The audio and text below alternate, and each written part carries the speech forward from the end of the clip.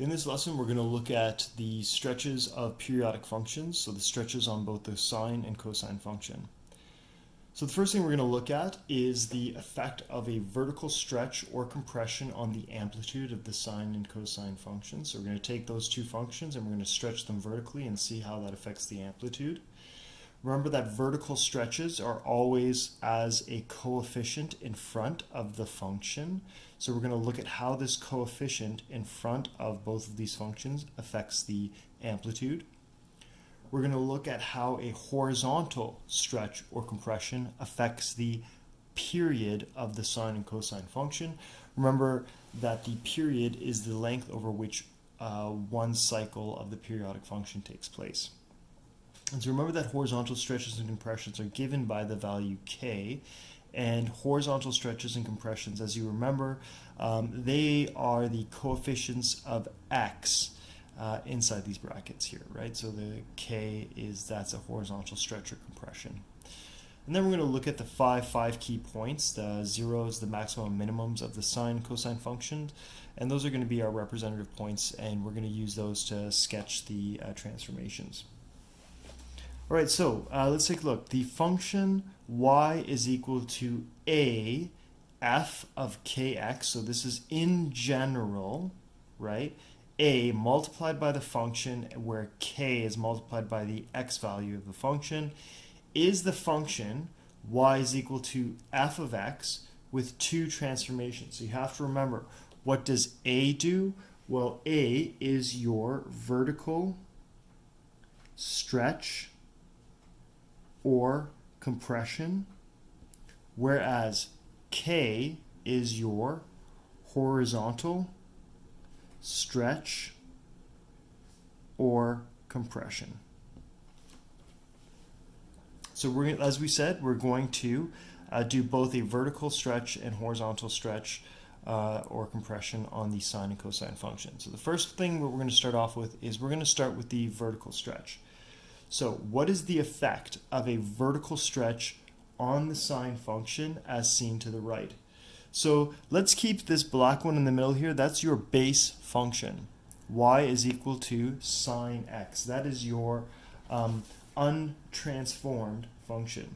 And then what we have is we have another function. Y is equal to 3 sine x. So the coefficient in front of the function is a 3. And as we can see, I'm going to trace it out in blue here. It goes higher and it goes lower. Okay. And passes through. There is another one over here. Y is equal to 1 over 3 sine x. I've darkened that for you. And as you can see, with 1 over 3 sine x, we have a lower hump here. Goes through the same point and comes down right here. So as we can see here, we have a vertical stretch by a factor of 3, whereas here we have a vertical compression by a factor of 1 over 3. But you will notice that the vertical stretch and the vertical compression do not affect 3 points on this graph. So I want you to pause it, see if you can identify the 3 points on this graph that are unaffected by the vertical stretch or vertical compression. Okay, so the 3 points that are unaffected are 0, 0, 180 and 0, and 360 and 0. And remember that if points are unaffected by some sort of transformation, we call those points invariant. So let's start with the effect of the 3, so the blue graph. So y is equal to 3 times sine x. What effect did that have?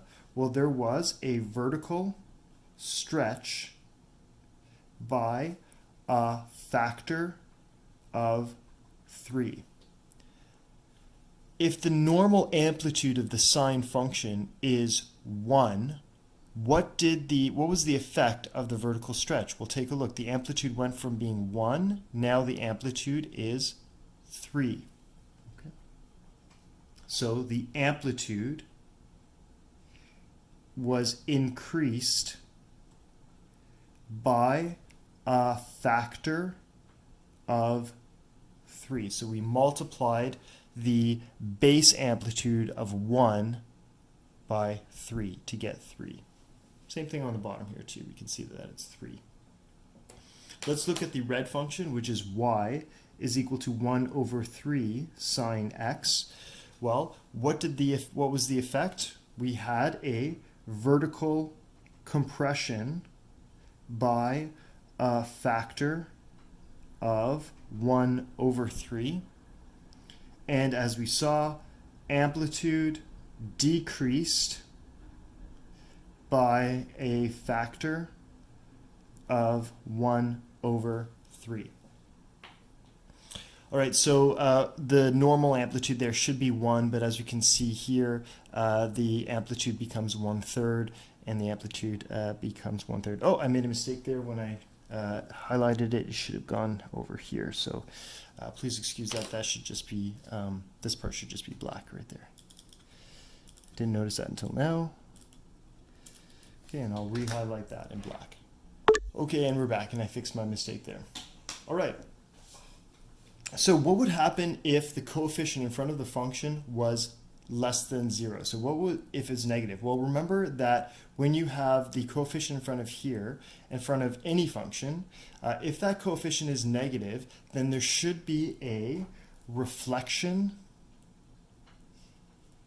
in the x-axis. All right, and because this is a wave, we say that the wave is inverted. So what would happen is if a was less than 0, so on this function right here, you would have effectively this, I'm just going to trace it out lightly in green for you, it would go down to like this. This is if it was less than 0. So the basic sine wave would just be inverted. So the crest would become a trough, and the trough here would become a crest. So the conclusion is, if a is greater than 1, if the coefficient in front of the function is greater than 1, then the amplitude increases by a factor of a. If a is a fraction, which means that it's between 0 and 1, then the amplitude decreases by a factor of a, right? Because a in this case is a fraction, right? So you would take the fraction right there and you multiply the amplitude, which is 1, by that fraction, and you would get your new amplitude. If a is less than 0, then the sine function is inverted or reflected in the x.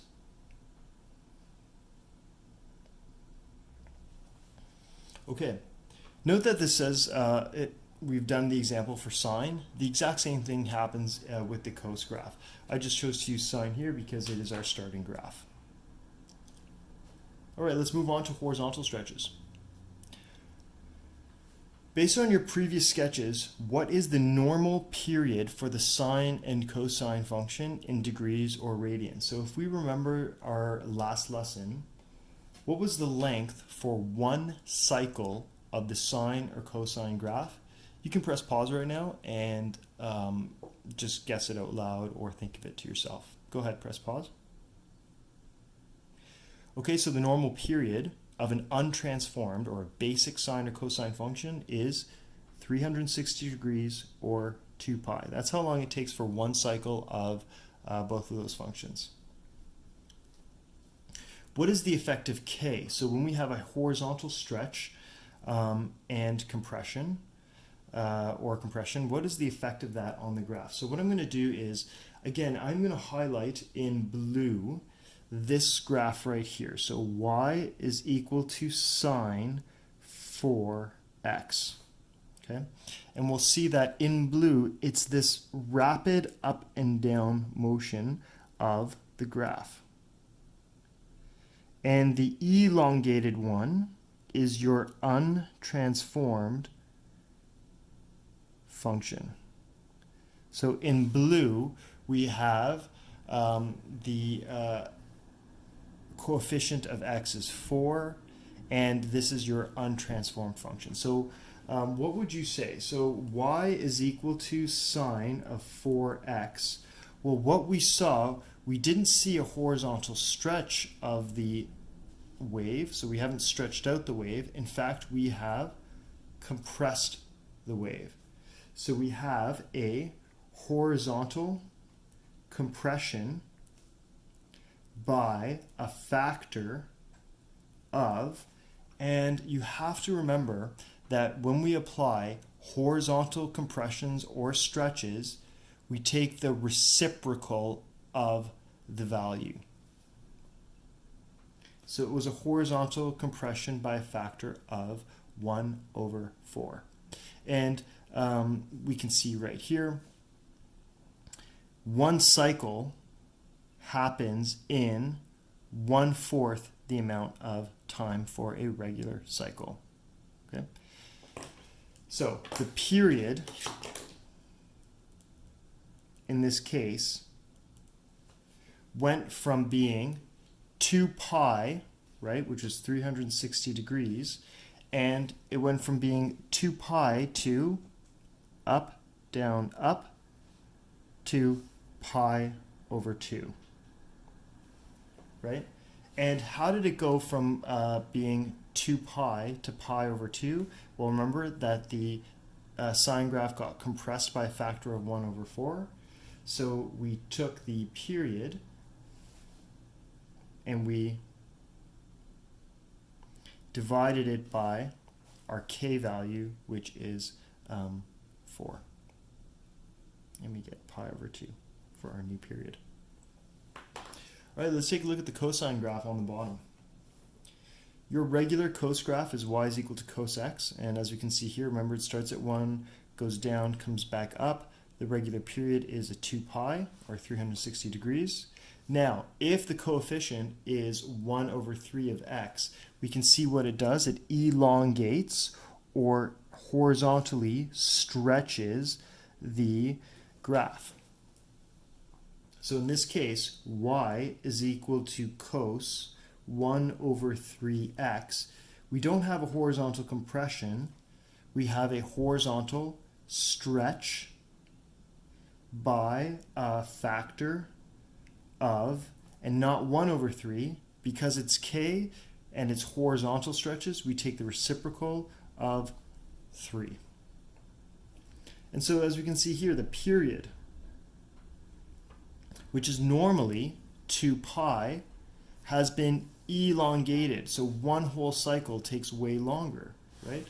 And so if we think about this, we take 2 pi and we now divide it by the k value, which is 1/3. Well, that becomes 2 pi divided by 1/3, which is 2 pi times 3/1, because remember, when you divide by a fraction, you multiply by the reciprocal. So now a period is 6 pi. And that makes sense, because it normally took a shorter distance. The normal period is 2 pi, and now it takes 3 times that, because we have stretched it by a factor of 3. So what we're going to do is we're going to do a summary. What is the relationship between k and the period of the sine and cosine graphs? Well, period is equal to 2 pi divided by k, or 360 degrees divided by k. So if k is greater than 1, then the function is horizontally compressed, right? If k, as we can see in this case, k was larger than 1, we had a horizontal compression. So we have a horizontal compression by a factor of 1/k. If k is between 0 and 1, then we have a horizontal stretch by a factor of, again, 1/k, right? And so just the reciprocal of k. And that makes sense, again, as we look over here. K was 1/3, so 1/1/3, or the reciprocal of 1/3, is just 3. And so we have a horizontal stretch. All right, so let's go back to our learning expectations and see if we've accounted for them. Okay. What was the effect of a vertical stretch on the amplitude? Well, you take the stretch factor and you multiply the amplitude by that stretch factor. So in this case, we took the amplitude, which is normally 1, we multiply it by 3, and as we can see here, we have an amplitude of 3. Okay. What was the effect of the horizontal stretch or compression on the period? Well, that's summarized by here. Period, which is normally 2 pi or 360, we have to divide by our horizontal stretch or compression factor to get our new period of the function, because the horizontal stretch or compression will either compress the graph or, as we can see here, horizontally stretch it. So now what we're going to do is we're going to look at the mapping, we're going to do mapping notation. So we saw mapping notation back in the functions unit, which was, remember that we basically state the points of the graph that are representative of the base graph or the graph that is not transformed, and then we apply transformations onto those points. So the 5-point method is a convenient way to sketch the graph of cosine or cosine function using its amplitude and period. The method uses the fact that one cycle of a sine or cosine function includes a maximum, a minimum, and 3 zeros. These 5 points are equally spaced along the x-axis, so they divide the period into quarters. Right? That's 1 quarter, that's the next quarter, there we go, that's the third quarter, and that's the final quarter. We have 3 zeros, 0, 0, 0, and we have a maximum, and we have a minimum. All right, so that's for our sine graph. So here are the 5 key points of the sine graph, and I'm going to do them in degrees for you. So remember, at 0 degrees, the value of sine is 0, right? Then we hit a maximum at 90 degrees. The maximum value of the untransformed sine function is 1. Then at 180 degrees, it goes back down to 0. Then at 270 degrees, it goes down to -1. And at 360 degrees, it goes back up to 0. This year, you are not responsible for doing it in radians. However, I will give it to you in both so that you are well prepared for next year. So I'm going to get you to pause the video and see if you can rewrite this for the sine graph in radians, and when you come back, you can check your work. Okay, checking your work. These are the exact same points. It's just that instead of degrees, they are in radians.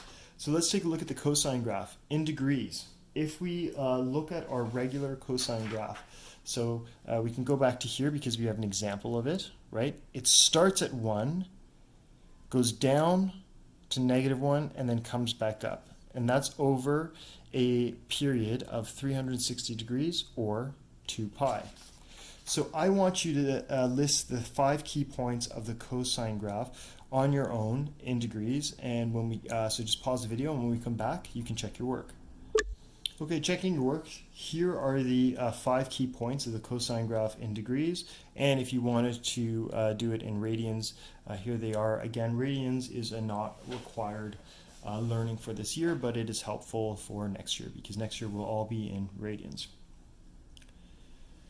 Okay, so sketch the graph of f of x is equal to 2 cos x between 0 and 360 degrees. So we're only going to sketch between 0 and 360 degrees. We're going to state the domain and range of the cycle and how many points are invariant. So how many points are unaffected?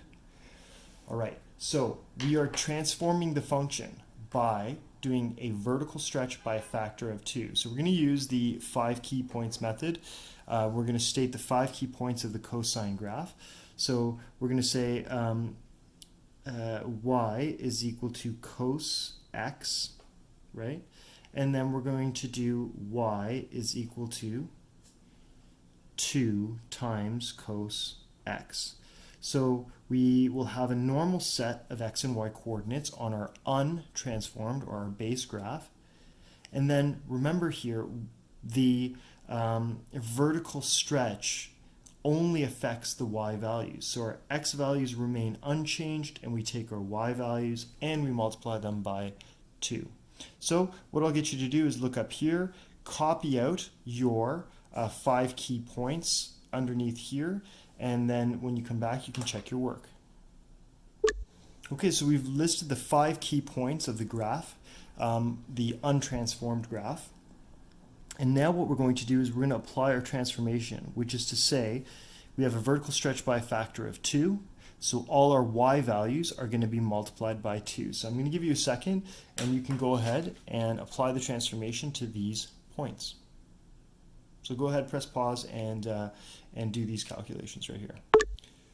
Okay, so what I did is I applied the transformation, which is a vertical stretch by a factor of 2. I know it only applies to the y values, so I took all my y values and I multiplied them by 2. So now I have the new points, and I can graph the new points on my graph. So again, I'll ask you to pause it, take these new points, and graph them on your new graph. Okay, so here's our graph, and as we can see, it looks like our cosine graph. Looks like it normally should. However, the amplitude has gone from being 1 and it is now 2, and that makes sense because we have a vertical stretch by a factor of 2. So the next question asks me to state the domain and range of the cycle. So just this one cycle, I want you to write out the domain and range, and then identify if any points are invariant. So go ahead, press pause, write your domain, write your range, and maybe figure out if any of the points were invariant. Because the domain of one cycle remains unchanged, right? All I did was affect the amplitude. I increased the amplitude. I did not have a horizontal stretch or compression, so I did not change the period. So one cycle goes from 0 to 360 degrees, listed right there. Range of one cycle, well, that has changed. It normally went from 1 to -1. Now it's going from -2 to 2, okay? And any points invariant, so are there any points that are unaffected by this vertical stretch by a factor of 2? Well, it's these points right here, right? 90 degrees and 0, 270 degrees and 0. Those are invariant points, and I've circled them in purple for you. All right, next graph. We have it in radians here, so it's an opportunity for you to practice your radians. Again, you can also do it in degrees if you feel more comfortable doing that. But what we've done here is we have a function, and as we can see here, we have either a horizontal stretch or compression, and you have to think, what is it going to be? I have 2 times x, so is that going to horizontally stretch, or is that going to horizontally compress the sine graph? I'm going to do it from 0 to 2 pi, so again, from here to here, okay, and state the domain and range of the cycle. Again, I am just going to start off by writing the base function, x and y, and the 5 key points of the sine graph on which I will perform the transformations. So the 5 key points of the sine graph, again, I'm going to give you a second. You can write them out over here. Now press pause, write them out, and we'll check them when you get back. Okay, so I've written them out here in radians for you, but if you just want a quick translation, that's 0, that's 90 degrees, that's 180 degrees, that's 270 degrees, and that's 360 degrees. We are now going to apply the transformation, which is either a horizontal stretch or compression, but I have to remember that when I have this k value in front of my x, that is only going to affect the x values, and I have to take the reciprocal of it and multiply all my x values by its reciprocal. So I'm going to take x and multiply by 1/2. So that's going to be a horizontal compression by a factor of 1/2.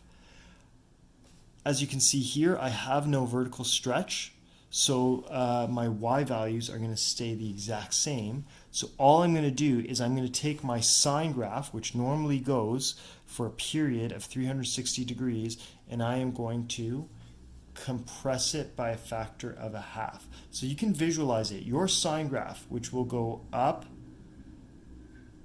then down, and back up, we're going to take that and we're going to compress it by a factor of 1/2. So one wave or one cycle should actually end up just being between 0 and pi. Okay, so we are going to do, let's see if that works out. So I'm going to take all my x values here and I'm going to multiply them by 1/2. So you can do this as well. When we press pause and when we come back, you can check your work. Okay, we're back, and as you can see, I've just taken all my x values and multiplied them by a factor of 1 over 2. So 0 times 1 over 2 is just 0. As you can see, this point will be invariant. This over here, pi over 2, multiplied by 1 over 2 is just pi over 4, so on and so forth. So now I have the points of my transformed graph, and I can graph them on the graph provided. So I'm going to give you a second, and you can go ahead and plot these points, and then sketch your graph. Okay, so I have plotted all the points of my transformed graph, and so I have, as you can see, one cycle which normally should be between 0 and 2 pi. Because I did a horizontal compression by 1/2, now one cycle is only taking me up, it only takes a length of pi radians to complete. The graph though the question did ask me to go between 0 and 2 pi. So how do I repeat this? Well, I just have to take these exact points, right, and do the exact same cycle one other time.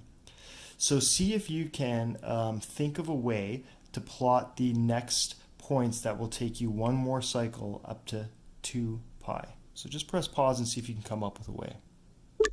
So one way I would suggest doing this is you see that it goes from 0 to 1, and it takes 1, 2, 3, 4.5 units on the graph to do that. So you'll go 1, 2, 3, 4.5, and you go back up to 1. Then again, 4.5 units to the next one. So half, 1, 2, 3, 4, okay, and so on and so forth. So you will get a nice symmetric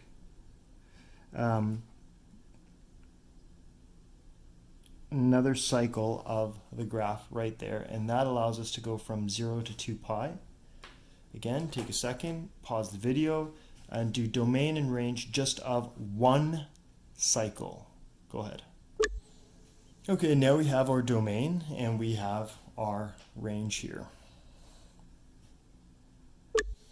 In the next example, we have sketch one cycle of the graph y is equal to 2 cos 3x.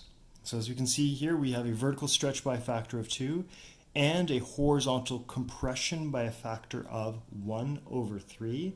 State the period, amplitude, domain, and range of the cycle. So what we're going to do is, again, you're going to write your untransformed graph and the 5 characteristic points of your untransformed graph. Then you are going to transform those points. So all I want you to do right now is come up with the notation for that. Okay, so just give me the mapping notation for what you see right here. Okay, just press pause. So there's your mapping notation. You're going to take the x, y points of cos x. The x values will be multiplied by a factor of 1 over 3, and the y values will be multiplied by 2. So write your 5 characteristic points, then perform these transformations on the 5 characteristic points of the cos graph. Okay, press pause. So here are the 5 key characteristic points of the cos graph, and now with the transformed values. So now that we have these transformed values, we can plot them on the graph given to us. So go ahead, take a second, and plot these new points on the graph given to you. Okay, so I have now plotted the points, but as you can see, the graph, even though it doesn't say explicitly here, the graph would like me to go all the way to, say, for example, 360 degrees.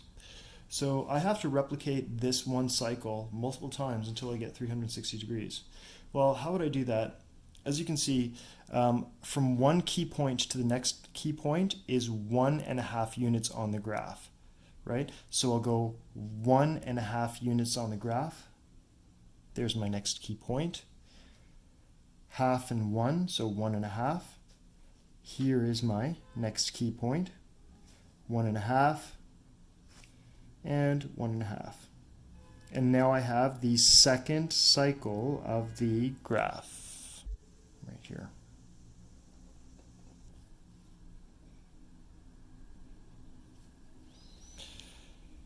Continue to do that for the rest of the graph, and we'll have it from 0 to 360 degrees. Okay. Okay, so there we go. We've continued it on. And as it doesn't say how much I should be graphing, I'm going to put these little arrows at the end indicating that this will repeat on infinity, and this will also repeat on towards negative infinity. All right, so let's just start with an easy one. Domain and range of one cycle. So let's identify one cycle that goes here from the crest down to the trough, back up to the crest. That is one cycle. So give me the domain and range for that, and you can go ahead and press pause. Okay, so the domain of one cycle is between 0 and 120 degrees, and that makes sense, right? Because remember that this is normally, a cos graph should go, one cycle should take you from 0 to 360 degrees, right? That's one entire cos graph. But as we can see, it's been compressed by a factor of 3. So that one graph has now been squished by a factor of 3. And if you take 360 degrees and you divide it by 3, right, the normal period, and you divide it by 3, well, that gives you 120. We have a vertical stretch by a factor of 2. Normally, the cos graph should start at 1 and then go down to -1, so that has an amplitude of 1.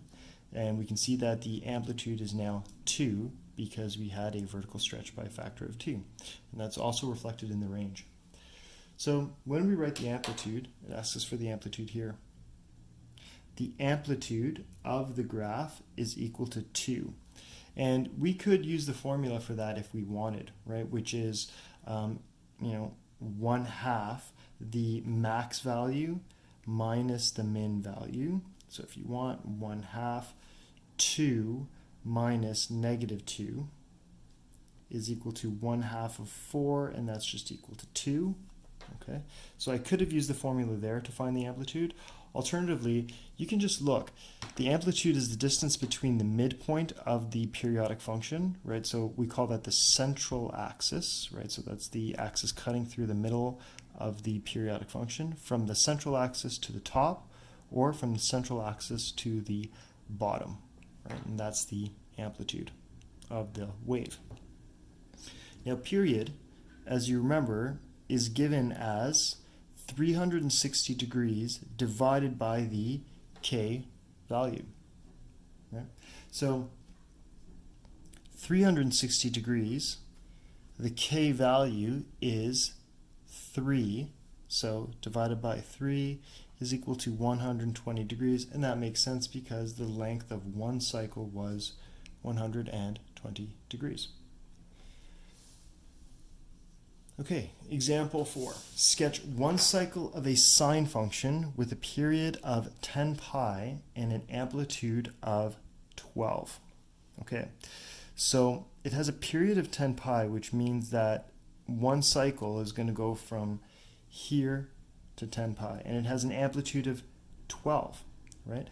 So it's going to go all the way up to 12 and down to -12. You might think that we might want to do maybe some sort of, mapping notation, but we can actually be a little bit more clever about this. And we know that the sine function starts at 0, 0, right?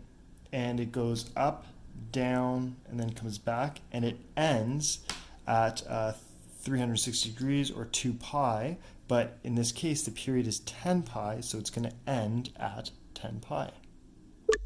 So here we go, it ends at 10 pi. And it's going to go up halfway through. So remember, it also goes to 0 there. So we have to find the midpoint between here. So count all the boxes. 1, 2, 3, 4, 5, 6, 7, 8, 9, 10, 11, 12, 13, 14, 15, 16, 17, 18. So 9 boxes in. 1, 2, 3, 4, 5, 6, 7, 8, 9. That's when we will hit our maximum. Right there.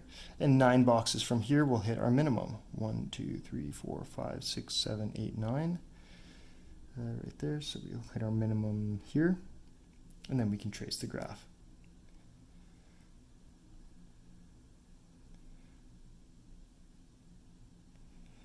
So just by using our understanding of how the sine function works, we could actually skip a whole bunch of unnecessary work and just get to the graph right away. Okay, so again, we know if it has a period of 10 pi, it's going to go up, down, and back up over a span of 10 pi, so I was able to do that. I know that halfway through it goes back to 0, so up, back to 0, so 5 pi should be back to 0. And the amplitude is 12, so it goes up to 12 and down to negative 12, and it will do that halfway between each of these points. Okay, finally, sketch the graph of y is equal to 4 cos 1/2 x over the domain of negative 2 pi to 2 pi. So we're actually even going into our negative numbers here. All right. So again, I'd like you to write out the mapping notation right there. And let's just start with the general mapping notation for 4 cos 1/2 x. Okay, go ahead, press pause. Okay, so here's our general mapping notation. So it's xy and then goes to 2x 4y. All right, so what we'll do is we'll state the general points of the x and y graph of the cos x, and then we'll apply the transformations on the 5 characteristic points. Okay, so press pause, give me the 5 characteristic points, and then calculate the transformed points. So these are our characteristic points, and these are the transformed points. So we can go ahead and plot these. So 0, 4, that's right up here. Pi 0, well, pi 0 would be halfway between 2 pi. So I'm going to count how many there are between 0 and 2 pi, and then I'll go halfway. So there's 16 units between 0 and 2 pi, so I'll just go 8, 1, 2, 3, 4, 5, 6, 7, 8. Okay, and so that should be pi right there, because pi should be halfway between 0 and 2 pi, so pi 0. And then 2 pi should be negative 4. So negative 4 is over here, and there's my 2 pi. Okay, great. Now, look, my next point there says 3 pi, but that's beyond the domain. So this is an issue, right? Because we're only supposed to go between negative 2 pi and 2 pi. So I actually can't use these because they go beyond the restrictions. Right, so how am I going to do this? How am I going to go backwards? Well, it's basically, you just have to remember that the cosine graph goes down and then comes back up. Or if we were to look at this, it's going up, and now what's it going to do on the other side? Well, it's going to go down, right? So I'm just going to go 8 units over here. 1, 2, 3, 4, 5, 6, 7, 8. There's my point. And then I'll go to negative 2 pi, and that should be negative 4 over here. So there we go. Okay. And there is 4 cos 1/2 x all over a span of negative 2 pi to 2 pi. Okay. Finally, determine the equation of the graph below. So in this case right here, we're just going to have to follow the instructions right here, because there's some pretty key things that will help us be able to do it fairly easily. Okay, so here we go. Determine if it's a sine or cosine function. Well, since it starts at 0, 0, I'm going to say that it is a sine function, because sine functions typically start at 0, 0. So step 1 right there is I'm going to say that it's a sine function. So in general, my graph is going to have some sort of equation as y is equal to a, I don't know what this is yet, sine k x. So I need to find a and I need to find k. Determine what the amplitude is, then determine the value of a. So remember that amplitude can be determined by half of the max minus the min, or you can just look at the central axis, which is the line that cuts the graph in half, and look up. Okay, so that's 10 units. Look below. Okay, so another 10 units. So my amplitude in this case is equal to 10. So I already know that A is equal to 10. 3. Determine the period based on the length of a cycle. Okay, so this is going to be a little trickier, right? Because remember that the period of a sine graph is supposed to be 2 pi. But as we can see, this goes up and down several times before it gets to 2 pi. So, step 3. Determine the period based on the length of a cycle. So looking at one period, or one cycle, that is 1, 2, 3, 4, 5, 6, 7, 8. So I'm going to put right here that 8 units per one cycle. But I also see right here that there are 1, 2, 3, 4, 5, 6, 7, 8, 9, 10. There are 10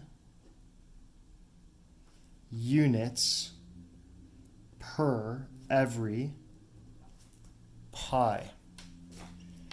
So pi radians is 10 units.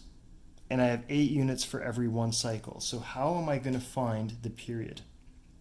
Well, what I'll do is I will say that one cycle for every 8 units, right? And that's equal to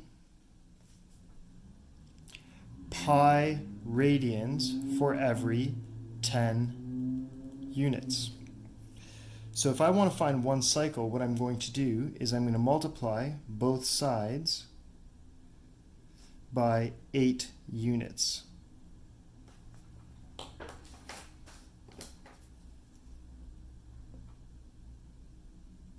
Sorry, 8 units, 8 units, 8 units. And as we can see here, the units will cancel. And so I will have one cycle is 8 pi over 10. And so therefore the period, right, or therefore one cycle is equal to 4 pi over 5.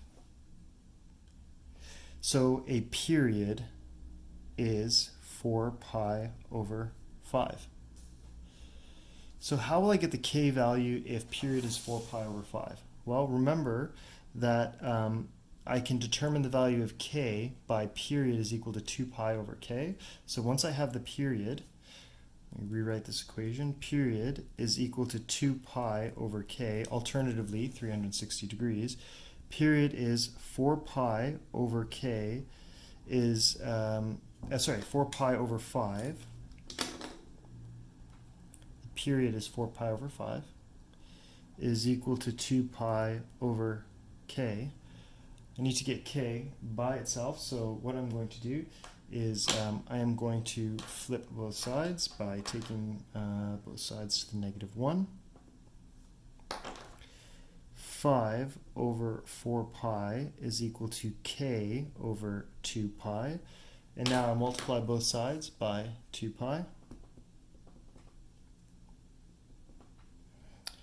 That cancels, the pi's cancel, the 2 becomes a 1, that becomes a 2. So therefore, 5 over 2 is equal to k. So the final equation is the a value was 10. 10, I knew this was a sine graph because it started at 0, 0. Sine, my k value is 5 over 2, 5 over 2, x. And there we have it. Okay, here's your homework for this section. Thanks for watching.